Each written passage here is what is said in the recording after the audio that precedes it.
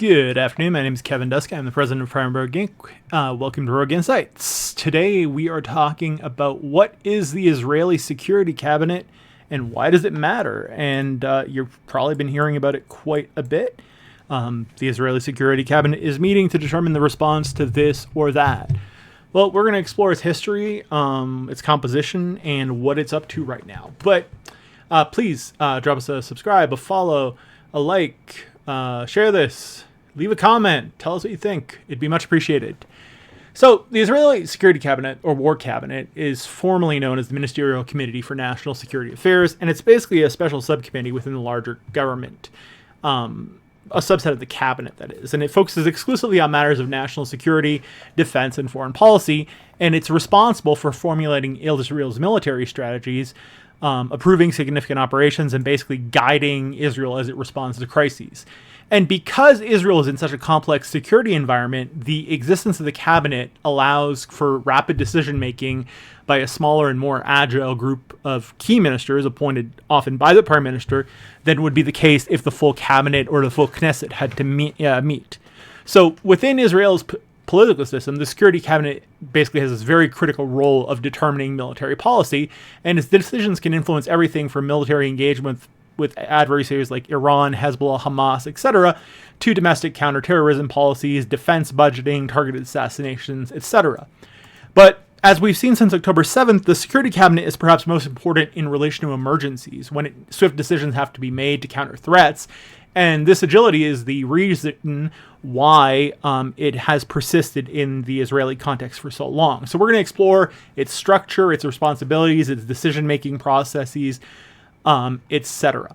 So basically, when we look at the current Security Cabinet, which is the Netanyahu War Cabinet, and I was wondering, this gallant Netanyahu thing, was this like fashion coordinating, or is this, I don't know if this was some kind of, it's odd because Gallant always seems to be wearing that type of shirt, which, okay, I guess I always wear similar shirts, but whatever. Generally, there are 10 to 12 senior ministers that are selected by the prime minister within from the Security Cabinet. They're typically from the governing coalition's parties, because the Knesset is, as far as I can remember, always run by a governing coalition because of proportional representation. It tends to reflect the balance of power within the government, and it's typically influenced by the coalition and the power dynamics within it. If we look at who's in it currently, Prime Minister Netanyahu of Likud, he's the head of the Security Cabinet. He's the prime minister. He leads the party, the Likud party, and it has a strong right-wing stance on national security. It's skeptical towards territorial concessions and peace negotiations, etc. Defense Minister Yoav Gallant, second member, former IDF general, also a member of the Likud party, significant military experience. He is responsible for implementing military policy and advising the cabinet in its entirety on operational readiness. Third, Foreign Minister Eli Cohen, also of Likud. Cohen basically manages Israel's broader diplomatic strategy, notably with allies like the U.S., although, Gallant has been traveling a lot to meet with Lloyd Austin recently, and addressing international responses, which are often condemnations, to military operations. Then we have Justice Minister Yariv Levin from Likud as well. He plays a role in the legal aspects of the military and intelligence operations, so reviewing actions that might have international legal ramifications. He's also a close ally of Netanyahu, as our video from 2 days discussed, in relation to the judicial reforms that Netanyahu is trying to pass. And we have two final members who are from the coalition, and this is a very small war cabinet, and it has been since October 7th, and especially since Benny Gantz left it. We have Minister of Finance Bezalel Smotrich from the Religious Zionism party. He represents basically a very far-right faction in the coalition that advocates for very strong security measures, a very, very tough nationalistic, ultra-nationalistic stance on Palestine, basically the expansion of Israeli settlements in the West Bank to the point where it would basically be annexed by Israel. And finally, National Security Minister Itamar Ben-Gvir from Otzma Yehudit. This is also part of the broader Religious Zionism Alliance. Ben-Gvir is a very controversial figure. He has hardline views on security.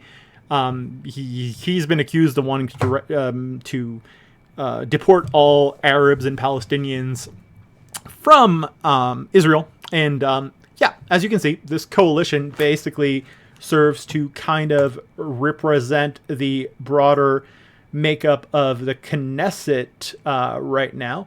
Likud has 30 seats, right? Wait, that was the previous cabinet. Likud is the majority party, though, in the cabinet, with the right-wing coalition backing it up.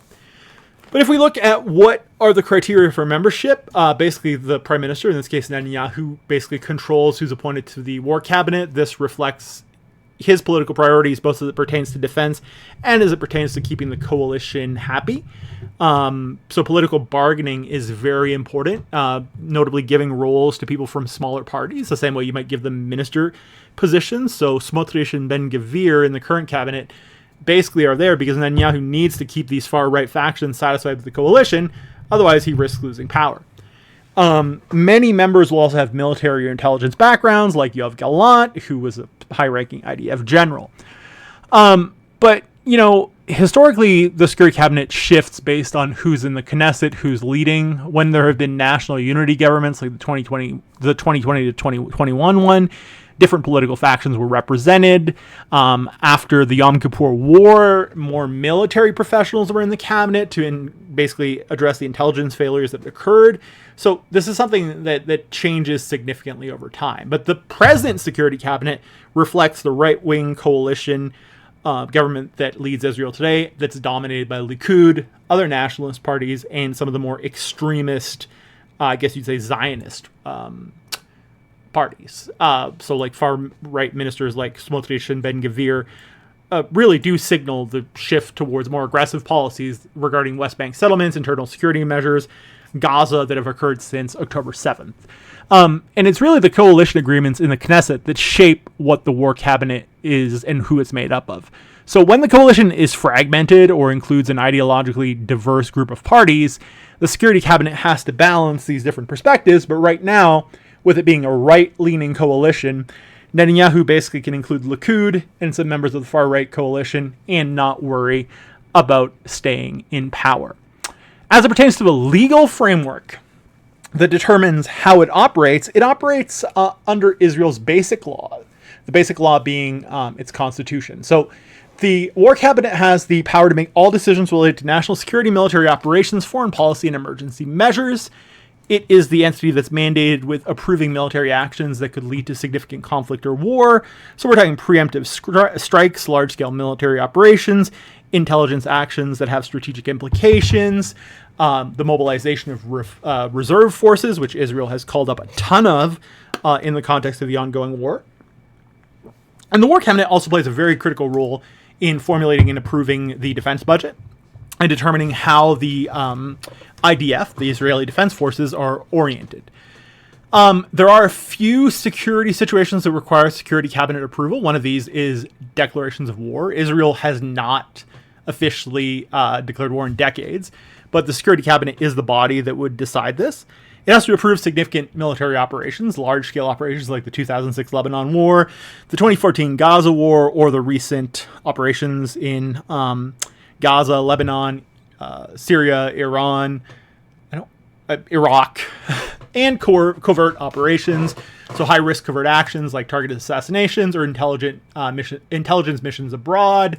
So historically, we could think of the airstrikes on Iraq's Osirak reactor in 1981, or more recent covert strikes in Syria targeting Iranian assets. And also emergency regulations. So in times of emergency or internal crisis, like large-scale terrorist attacks, it's the security cabinet that approves the emergency regulations that affect civil liberties, like curfews, lockdowns, limitations on the number of people that can be at an event, etc. As it pertains to its decision-making process, the war cabinet is convened by the prime minister, and decisions are made based on intelligence updates that are provided by foreign intelligence agencies like Mossad, domestic intelligence agencies like Shin Bet, and the IDF's military intelligence directorate. Briefings will include threat assessments, operational feasibility assessments, and potential discussions of diplomatic repercussions. In times of crises, as is the case since October 7th, it's the Prime Minister and Defense Minister that'll set the agenda and will basically present what they recommend to the cabinet The members will typically discuss the measures, and a decision is typically reached by a vote. Although it is believed that since Benny Gantz left the current coalition, that Netanyahu basically has almost complete control over it. But if we want to look at some of the high-stakes decisions it's made over time, in 1973, the Security Cabinet was basically criticized very heavily for not acting quickly enough to prepare for war in relation to the Yom Kippur War, and that led to important reforms in intelligence. With regards to the Entebbe raid of 76, it made the decision to conduct the rescue mission in Uganda after a very long and special meeting that assessed the risks and the chances of success. And if we look back to the 2014 Gaza War, Operation Protective Edge, it's the cabinet that approved the ground invasion following weeks of rocket fire and airstrikes, basically balancing Israel's national security concerns with its international diplomatic ones. In terms of its role in the budgeting process, the Security Cabinet or War Cabinet approves the defense budget, so that involves evaluating the needs of the IDF, procurement plans, long-term military investments, weapons programs, etc. And the cabinet's discussion will often include debates over how resources should be allocated. For example, do we fund the Iron Dome? Do we fund conventional military forces? Do we build new tanks, etc.? But the Security Cabinet basically heavily influences the development of all Israeli national security strategies. An example of this is the Begin Doctrine, which has historically aimed to prevent adversaries from acquiring nuclear capabilities and to meet these types of adversaries with preemption. And that's what led to airstrikes against nuclear facilities in Iraq in 1981 and in Syria in 2007. As it pertains to its interactions with the Knesset and oversight, there are some mechanisms. Now, the Security Cabinet, the War Cabinet, is pretty independent, but its decisions can be reviewed by committees in the Knesset, especially the Foreign Affairs and Defense Committees, so they can conduct hearings or demand explanations for specific actions that the War Cabinet takes. The State Comptroller, who's an independent oversight body, can also investigate and report on decisions made by the Cabinet and the processes that led up to them. This occurred in relation to the 2006 Lebanon War and the 2014 Gaza War, where Security Cabinet handling of these conflicts was criticized on both occasions. In turn, there is judicial review in spite of Netanyahu's attempts to destroy judicial review writ large. If there are claims that an action taken by the Security Cabinet violates either the basic laws or human rights, it could be reviewed by the Israeli high courts, although the courts typically defer to the government in national security matters unless there's clear evidence of gross misconduct or a procedural violation. I'm going to drop some pretty good books in the description below, Rising, Kill First, and The Iron Wall, which get into some of these things. If we look at the historical evolution and a few key moments in the history of the Security Cabinet, the concept of specializing these security decisions in one body was made basically shortly after the founding of Israel in 1948 because of the unique security challenges that faced Israel, in that none of its neighbors recognized it and pretty much all of its neighbors wanted to destroy it.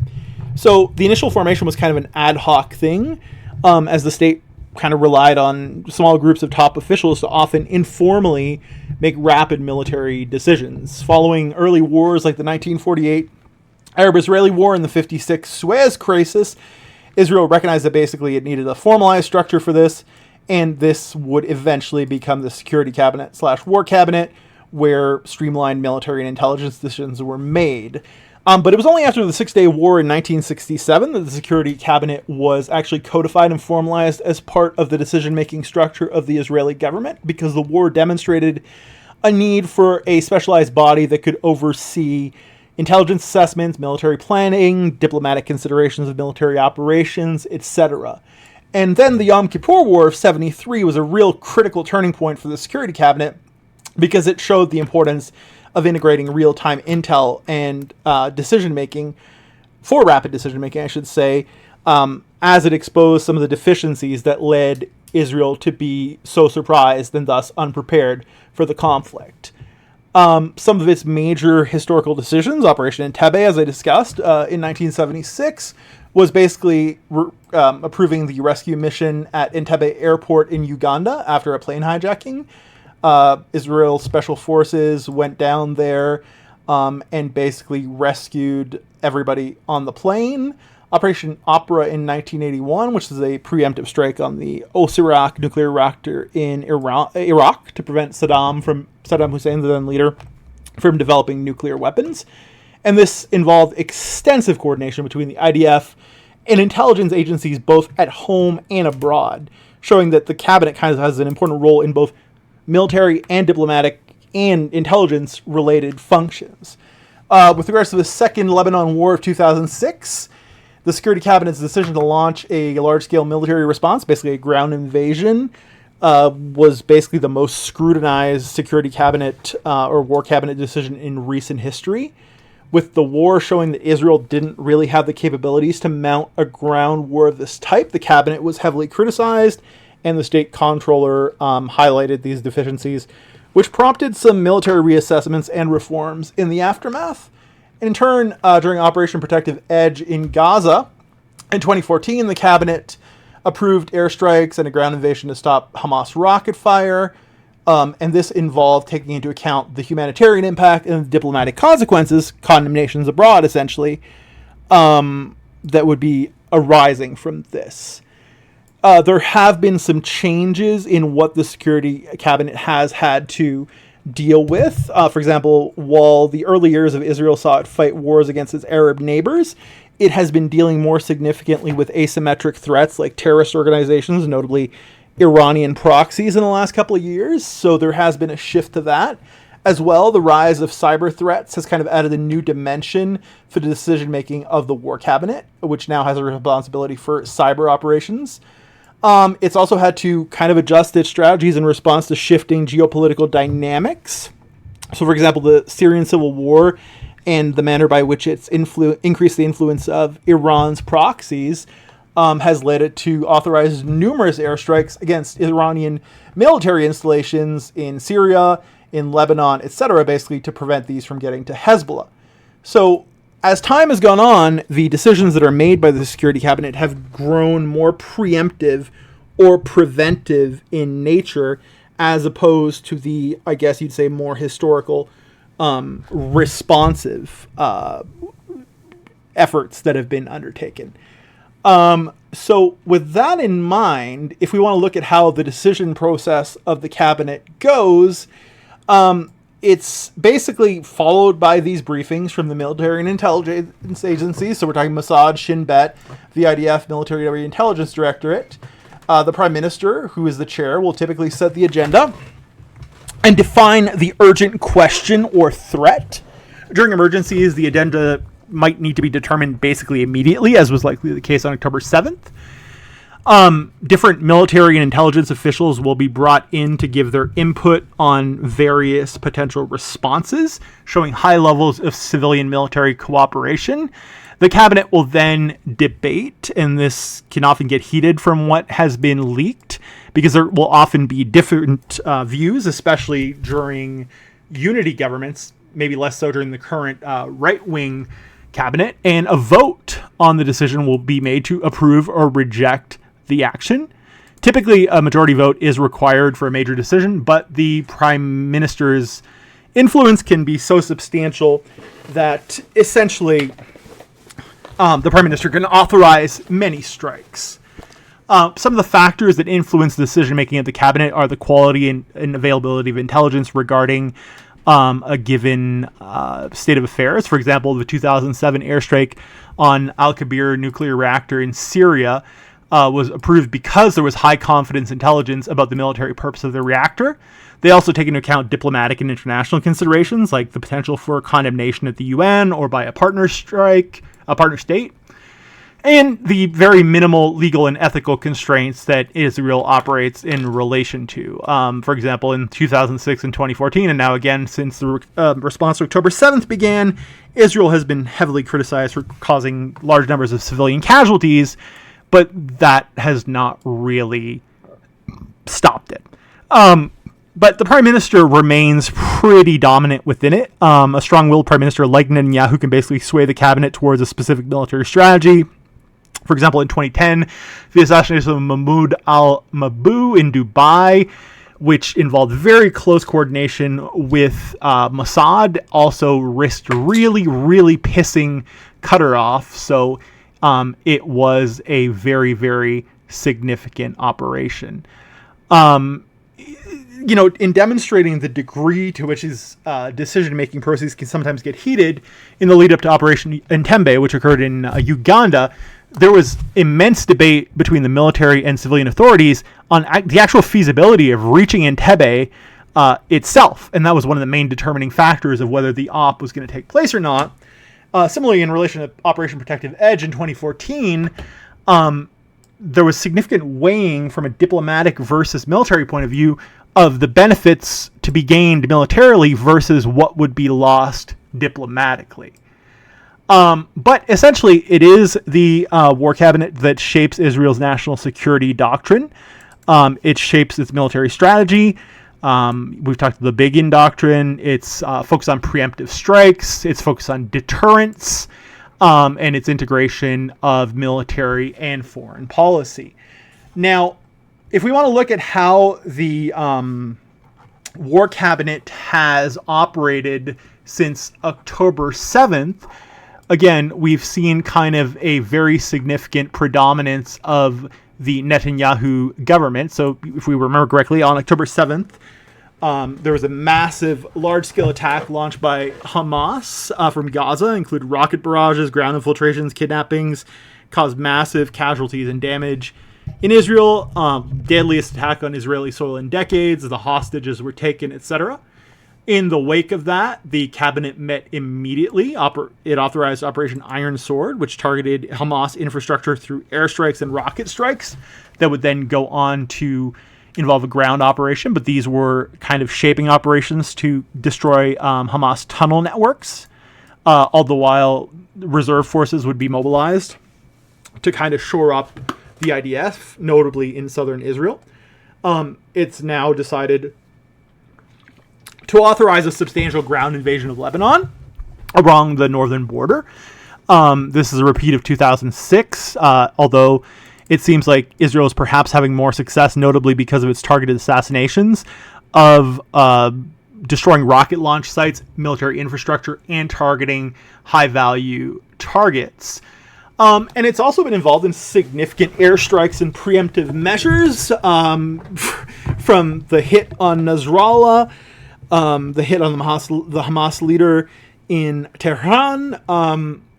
Basically, the current war cabinet has taken a very hard line stance. And currently, it is apparently debating the response that Israel is going to launch to the October 1st Iranian missile strike, which basically involved 200 or more missiles targeting key sites in Israel, which some of them breached Israel's air defenses and caused damage near Mossad headquarters in Tel Aviv and in the Negev desert.